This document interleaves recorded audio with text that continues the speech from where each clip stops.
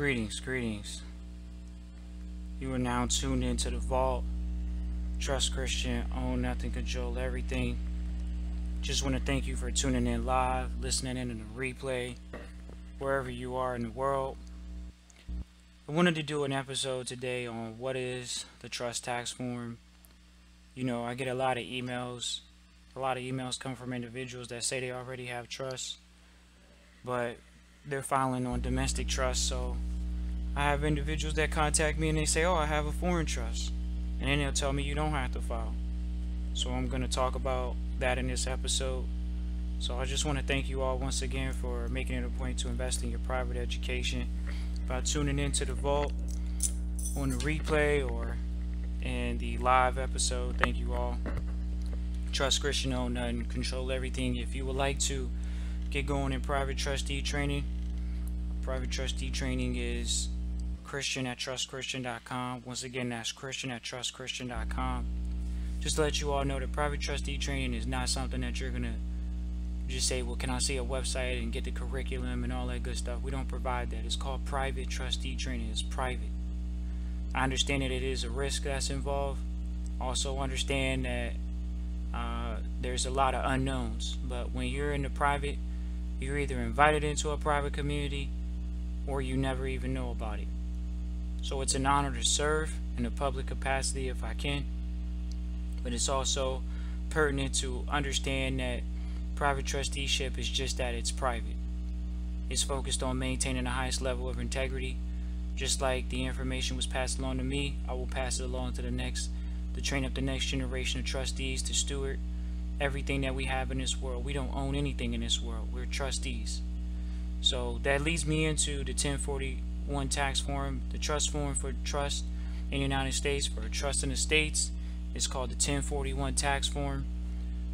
A lot of individuals, they have these revocable trusts, they have these living trusts, and they're still filing 1040s because they haven't given up rights or ownership to the property.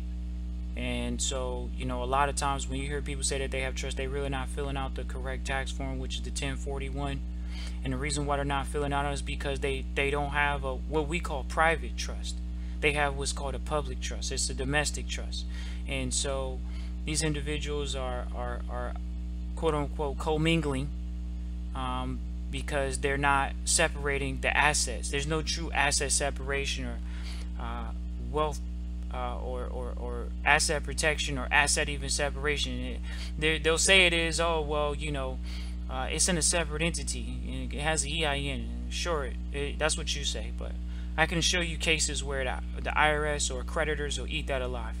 And that's what we go over in trustee training, is making sure that you understand the highest level of trusteeship, knowing that it's about being a trustee. It's not about being a grantor. It's not about being the beneficiary. It's about being the trustee. That puts you in a limited liability capacity. You're always in a limited liability. I talk to people all the time, even lawyers, and they'll say, "Oh, if you're the trustee, you're fully responsible and liable for everything." You're not liable, but you are responsible.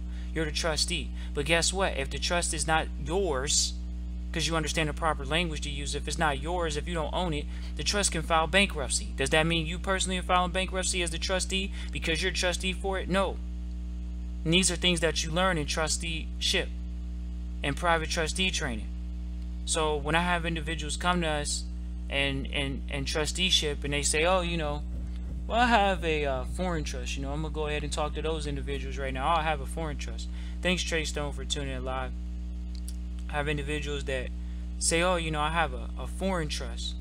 So they say they have a foreign trust and they say, oh, well, if I have a foreign trust, I don't have to file taxes. Now, first of all, I'm gonna just put you all on notice that the 1041 is called a fiduciary tax return.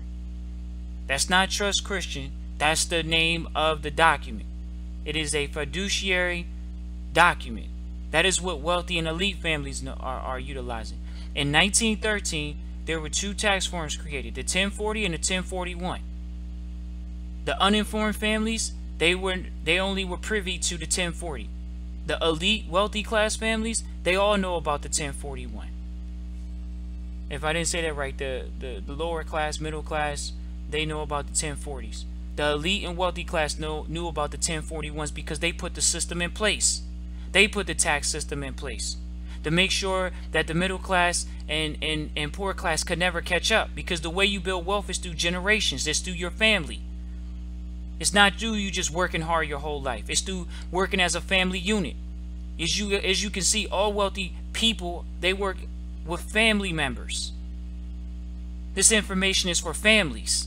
It's not for individual taxpayers. That's why they specifically called it an individual taxpayer. When you see a trust is traditionally classified for families. They say elite families. They don't say elite individuals. They say elite families.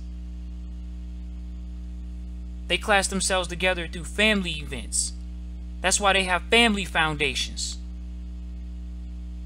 So, the tax form, what is the trust tax form?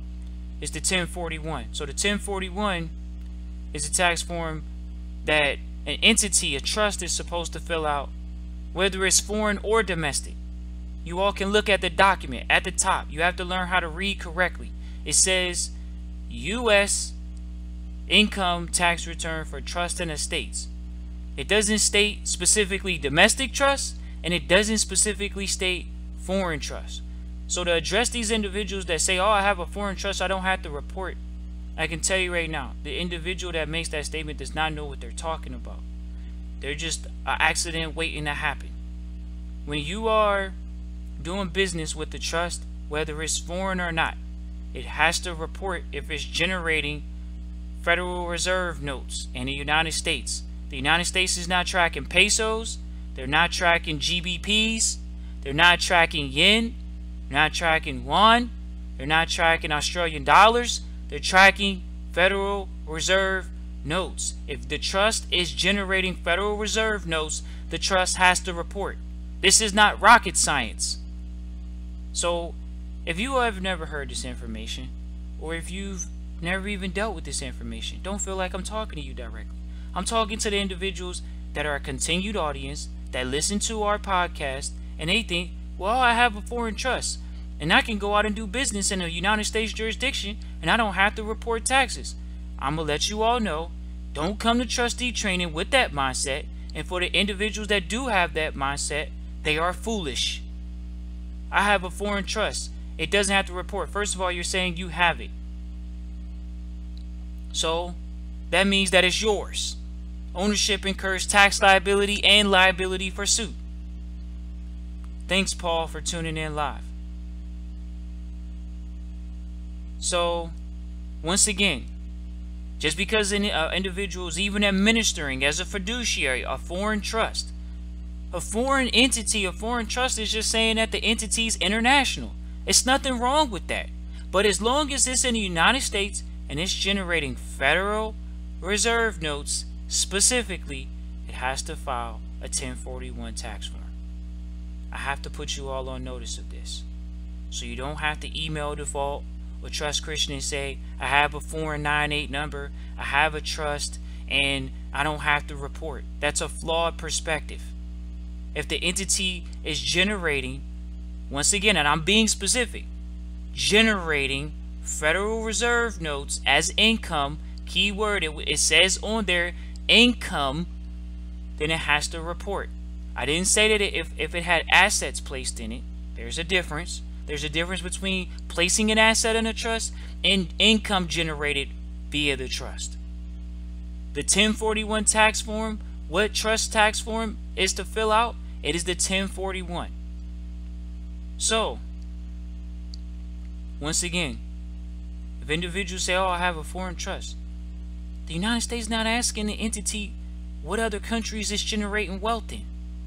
They're not asking it that, because wealthy people are using the same trust and operating internationally, and they don't report what they're doing internationally because they understand the tax form. Why? Because they were educated on how to fill out the tax form properly in the first place. When you understand the information I'm talking about, you're educated in this information. Specifically, you know what type of trust to use and which one not to. The average individual, the public, they learn about the 80 different types of trust. There's over 80 different types of trust. So which one do you get in? Which one do you utilize? Like I say, the education that I'm talking about is specific. It is a private education. It's not a public one. There's a bunch of different public trusts, There's very few private trust. Very few. And to know how to fill out the form correctly, I can share with you all at any moment just even the first box. Question A, what type of trust you have. It asks what type of trust you have. I just mentioned to you it's over 80 different types of trust, but it states on the form that they only recognize maybe 6 or 7. So the 80 different types of contracts are just different ways to draft one of 7 different trusts. But if you don't know that, then you're going to be lost. Once again, this is a specific education that you must obtain, because trust is a secret. When you go look in the Black's Law Dictionary, it says a trust is a secret. So do you think filling out the tax forms even more of a secret? So in trustee training, we make sure that you know that. Why? Because the trust tax form is a fiduciary tax form. So if it's a fiduciary tax form, that means as a trustee, you will be filling out the tax form. Remember, as a trustee, you hire a CPA. As a trustee, you hire a tax attorney or an attorney. You as the trustee, you're the fiduciary.